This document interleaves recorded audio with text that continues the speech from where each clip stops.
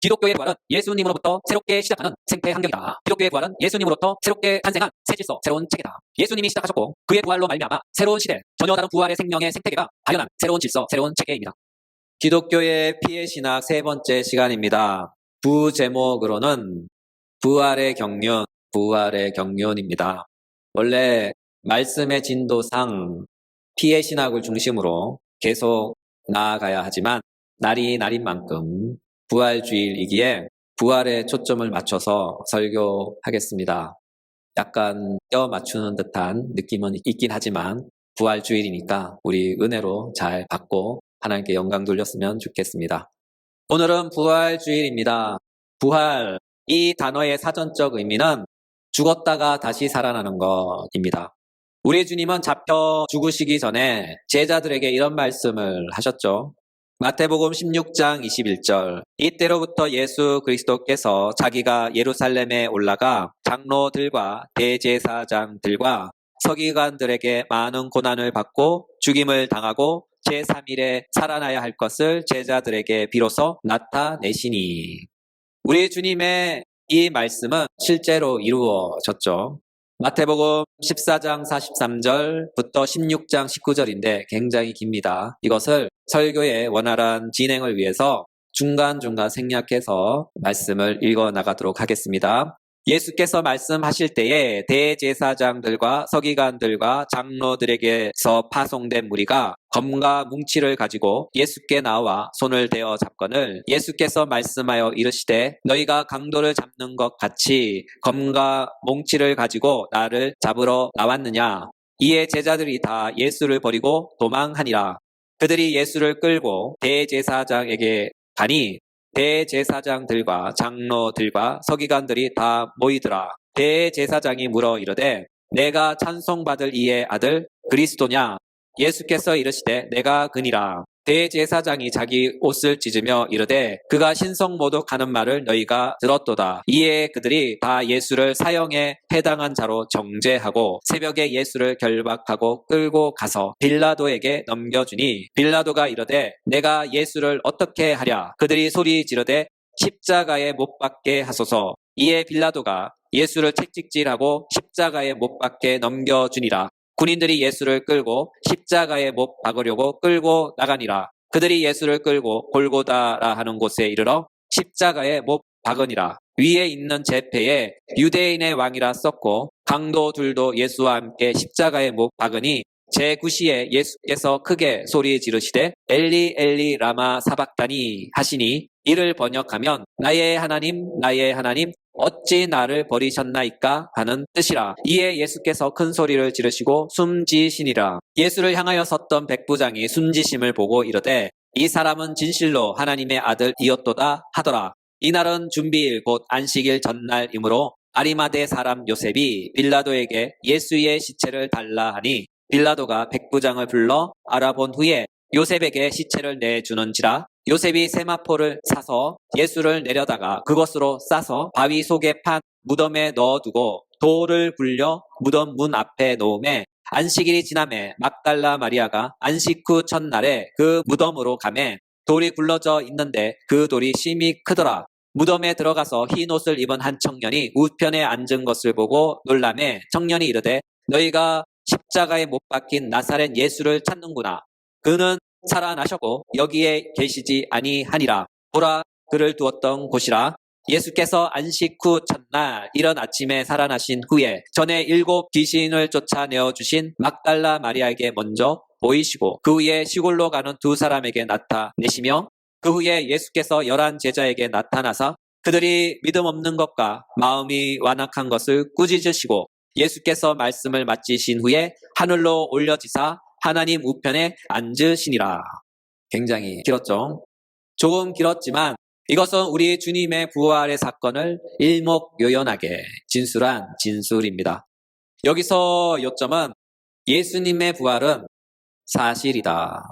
이것은 세계사의 기록에도 기록되어 있어요. 그만큼 예수님의 죽으심과 부활은 역사적 사실로서 성경뿐 아니라 세계 역사도 그 진정성을 간직하며 증거합니다. 이를 볼 때 예수님의 말씀은 진실이며 그 말씀은 참으로 그대로 이루어집니다. 따라서 예수님이 죽으셨고 다시 부활하셨듯이 예수님을 믿는 우리 또한 예수님처럼 죽고 다시 예수님처럼 부활할 줄 믿으시기 바랍니다.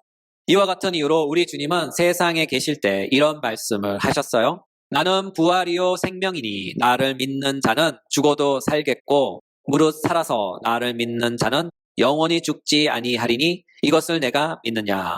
예수님은 말씀합니다. 나는 부활이다. 나는 생명이다. 우리 주님의 이 말씀에는 몇 가지 중요한 요점이 담겨 있어요. 첫째, 부활은 현재형이다. 한원하면 기독교의 부활이란 것은 먼 미래에 있을 어떤 사건이 아니라 지금 이 시간 현재 나타나 경험되고 소유되는 것입니다. 이와 같은 까닭에 우리 주님은 말씀하셔요. 내가 부활이다. 여기서 부활은 헬라어 원어상 단수입니다. 한원하면 예수님은 부활의 시작이다. 예수님은 부활의 근원이다. 그런 뜻이죠. 이로 인하여 예수님은 자신을 부활의 기원으로 선언합니다. 나는 부활이다. 나는 부활이다. 또한 예수님은 말씀하셔요. 나는 생명이다. 이 단어 역시 단수이며 현재형입니다. 한원하면 예수님은 생명의 근원, 예수님은 생명의 원천 되시며 부활의 생명의 시작점이 된다는 뜻이죠. 정리하면 예수님은 부활의 창조자 되시며 동시에 부활의 생명의 시작점이 되는 거예요. 이와 같은 이유로 사도 바울은 말씀하셔요. 누구든지 그리스도 안에 있으면 새로운 피조물이라 이전 것은 지나갔으니 보라 새 것이 되었도다. 사도는 말씀하시죠. 새로운 피조물, 새 것이 되었다. 이것은 우리의 상태에 있어서 무엇인가 모를 큰 변화가 생겼다는 거예요. 한원하면 우리는 예수님의 부활로 말미암아 예수님의 부활 안에서 큰 변화가 발생했는데 그 결과물이 바로 새 창조물입니다. 그래서 사도는 이렇게 말씀합니다. 새 것이 되었도다. 새 것이 되었도다. 이를 볼 때 기독교에서 부활이란 것은 국어 사전이 정의하듯 죽었다가 다시 사는 것 의미를 훨씬 넘어섭니다. 여러분, 그것이 무엇일까요? 그것은 바로 부활은 전혀 새로운 영역, 전혀 다른 새로운 체계, 전혀 새로운 생태계다 그런 뜻이죠. 예를 들면 이런 것입니다. 우리는 지구라는 별에서 태어났죠. 지구라는 생태계, 지구라는 체계, 지구라는 영역 안에서 태어났기에 우리는 지구 생태계, 지구 체계, 지구의 영역은 우리에게 있어 아주 친숙한 청정 지역입니다. 그러나 우리가 지구에서 벗어나 이웃별인 화성으로 이주한다고 생각해 보셔요. 우리의 이웃별인 화성은 지구와는 전혀 다른 환경, 전혀 다른 영역, 전혀 다른 생태계와 체계를 갖고 있어요. 우리가 그곳에서 살려면 우리는 그곳의 환경에 잘 맞춰야 하며 그곳 생태계와 친숙해져야 합니다. 그래야 그곳에서 살아남습니다. 이것은 비록 빈약한 예증이지만 기독교의 부활이란 것도 이와 비슷한 거예요. 예수님께서 죽음을 통하여 가져온 당신의 부활은 바로 이전과는 전혀 다른 새로운 영역이며 우리가 느끼기에 낯선 생태 환경, 낯선 생태 체계입니다. 이것이 기독교 부활에 담긴 의미입니다. 달리 표현하면 기독교의 부활은 예수님으로부터 새롭게 시작하는 생태 환경이다. 기독교의 부활은 예수님으로부터 새롭게 탄생한 새 질서, 새로운 체계다. 예수님이 시작하셨고 그의 부활로 말미암아 새로운 시대, 전혀 다른 부활의 생명의 생태계가 발현한 새로운 질서, 새로운 체계입니다. 사도는 말씀하시죠. 디모데전서 2장 5절. 하나님은 한 분이시요 또 하나님과 사람 사이에 중보자도 한 분이시니 곧 사람이신 그리스도 예수라. 골로새서 1장 18절. 그는 교회의 머리시라. 그가 근본이시요 죽은 자들 가운데서 먼저 나신 이시니 이는 친히 만물의 으뜸이 되게 하심이요. 사도가 이 구절을 통하여 우리에게 말씀하시는 바는 이것이죠.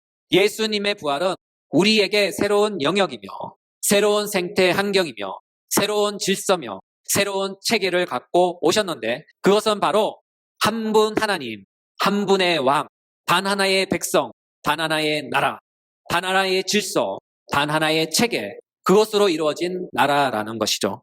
한원하면 부활은 한 분 하나님을 섬기는 세상이고 한 분의 주권자에 의해 다스림 받는 세상입니다.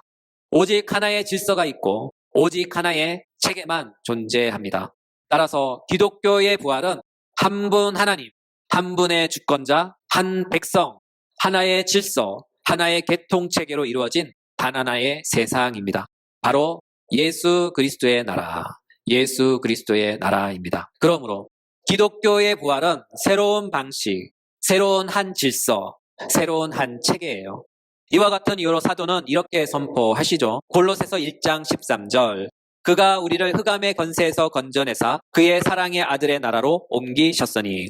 사도의 이 말씀을 한원하면 우리는 흑암이라 불리는 나라에서 건짐받아 아들의 나라로 이주한 것이죠. 달리 표현하면 나라가 바뀐 거예요. 국적이 바뀐 거예요. 우리에게 있어 부활이 바로 이런 의미입니다. 또한 이와 같은 부활의 나라에서 시행되는 원리는 예수님의 부활의 원리로서 부활의 생명의 능력에 의해 시행되며 이루어집니다. 이와 같은 맥락에서 부활의 생명은 무엇일까요? 바로 새로운 세상의 질서와 원리입니다.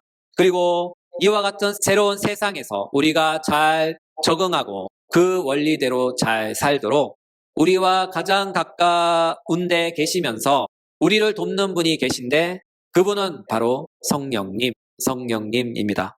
성령님은 부활의 영 되시며 부활의 생명의 영이 되십니다. 한원하면 성령님은 부활을 통하여 새롭게 열린 새로운 세상을 주관하시는 주님이시며 새로운 세상에서 새 질서를 부여하시고 그 질서와 그 체계를 운영하시며 그 질서를 낯설어하며 잘 적응하지 못하는 갓난 아기 같은 영적 이주자들을 도와주시고 보듬어 주시고 지도하시는 영입니다.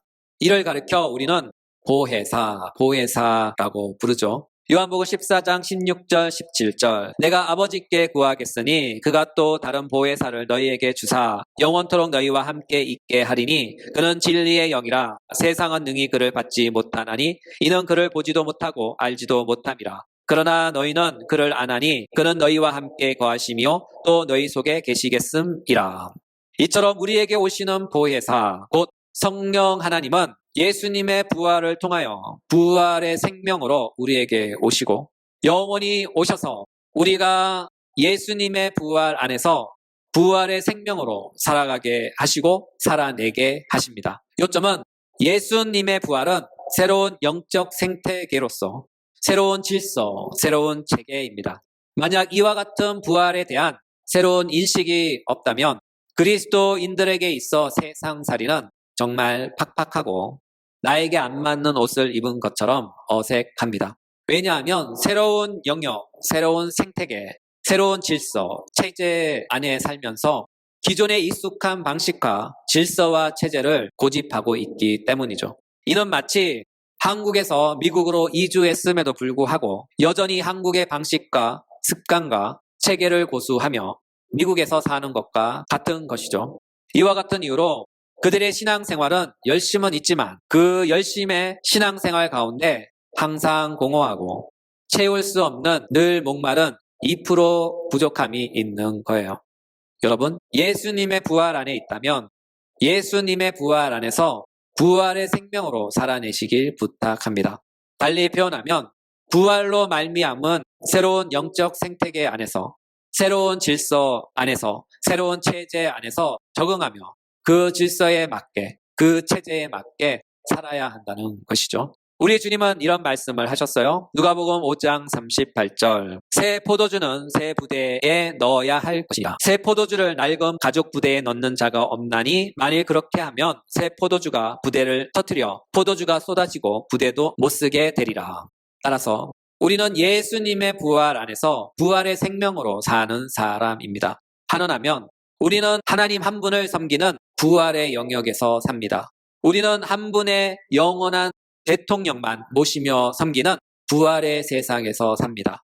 우리는 하나님이 부여한 부활의 질서, 부활의 체제 안에서 삽니다. 우리는 하나님의 말씀을 최고의 권위로 섬기고 우리는 예수님을 우리의 주인으로 섬기며 그분의 다스림만을 받으며 삽니다.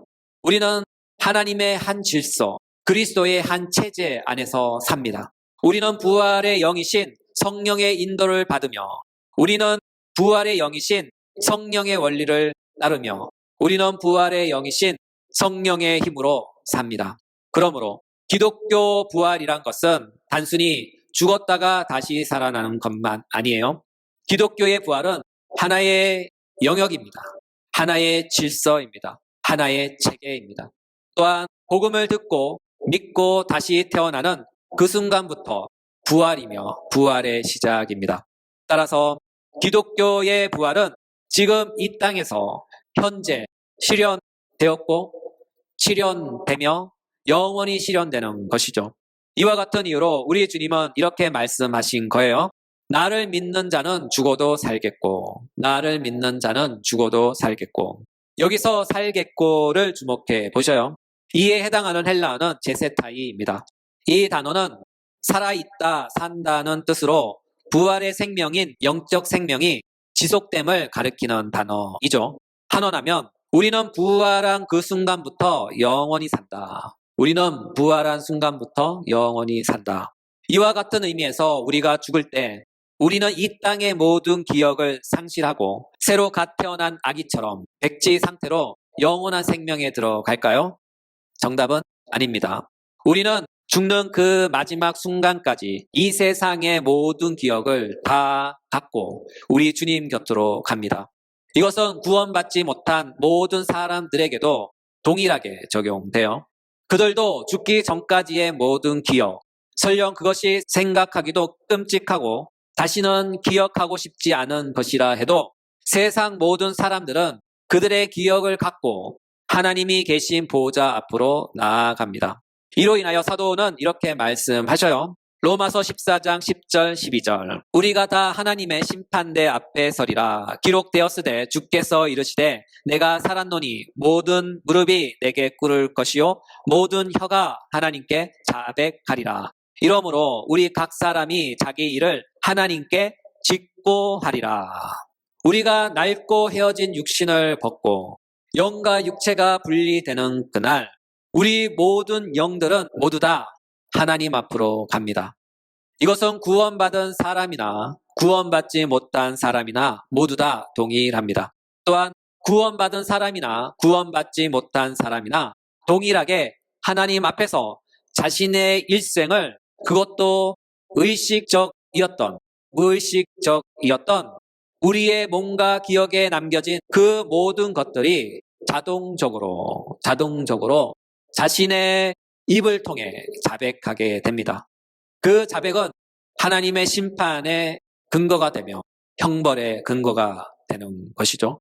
여기서 구원받은 사람에게 주어진 은혜의 혜택은 바로 이것입니다. 로마서 4장 7절 8절 불법이 사함을 받고 죄가 가리어짐을 받은 사람들은 복이 있고 주께서 그 죄를 인정하지 아니하실 사람은 복이 있도다 함과 같으니라. 우리가 악인보다 복된 것은 바로 제사함의 은혜를 받았다는 거예요. 언제요? 하나님의 심판대 앞에서 받았을까요? 아닙니다. 우리의 제사함은 바로 이 땅에서 예수님의 부활의 은혜를 받기 전에 받습니다. 왜냐하면 예수님의 부활에 앞서 선행되는 것은 언제나 바로 예수님의 죽으심이 선행되기 때문이죠. 예수님의 죽으심은 우리를 대신하여 우리 죄 때문에 죽으신 대리적 죽음, 대속적 죽음입니다. 이사야서 53장 5절 6절. 그가 찔림은 우리의 허물 때문이요 그가 상함은 우리의 죄악 때문이라. 그가 징계를 받음으로 우리는 평화를 누리고 그가 채찍에 맞음으로 우리는 나음을 받았도다. 우리는 다 양 같아서 그릇 행하여 각기 제 길로 갔거늘 여호와께서는 우리 모두의 죄악을 그에게 담당시키셨도다. 아멘. 사도는 이 사실을 이렇게 증거합니다. 에베소서 1장 7절. 우리는 그리스도 안에서 그의 은혜의 풍성함을 따라 그의 피로 말미암아 속량 곧 제사함을 받았느니라. 이쯤 되면 우리 중 누군가는 이런 질문을 할 수도 있어요. 그래도 사랑의 하나님이신데, 사랑이 풍성한 하나님이신데 마지막으로 사람들에게 기회를 한 번 더 주시지 않을까요? 이에 대하여 우리 주님은 이렇게 말씀하셔요. 요한복음 20장 23절. 너희가 누구의 죄를 사하면 사하여질 것이요 누구의 죄든지 그대로 두면 그대로 있으리라. 우리 주님의 이 말씀을 하노나면 이것입니다. 이 땅에서 죄 용서 받지 못하면 죽어서도 그 죄 용서 못 받는다. 이 땅에서 죄 용서 못 받으면 죽어서도 그 죄 용서 못 받는다. 요점은 죄 용서의 기회는 오직 이 땅에서만 유효하다.